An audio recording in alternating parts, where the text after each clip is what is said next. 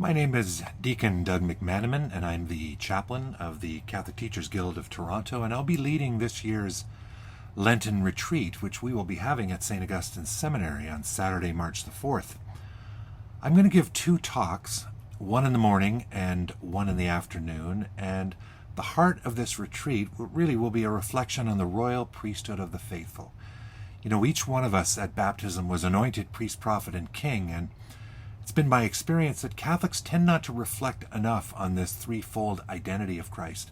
In particular, the priestly nature of the cosmos and the priestly nature of human existence, which is, of course, ordered to the person of Christ.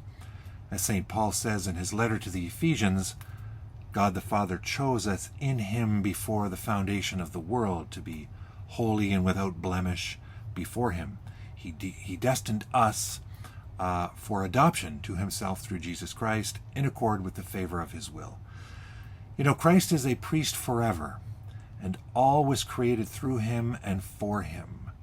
So what does that really mean, and what difference does it make whether or not we see ourselves within the framework of the royal priesthood of the faithful, and how can this help us understand what is our fundamental purpose in this world as ordinary working Catholics, and in particular as Catholic teachers to whom the Lord has entrusted us, the students that we find in our classrooms.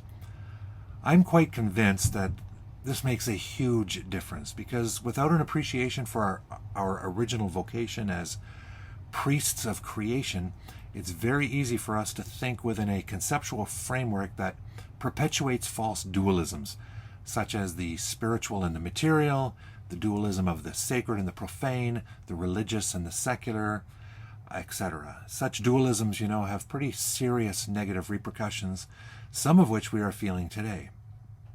As Father Alexander Schmemann points out, the only true temple of God is man, and through man the world.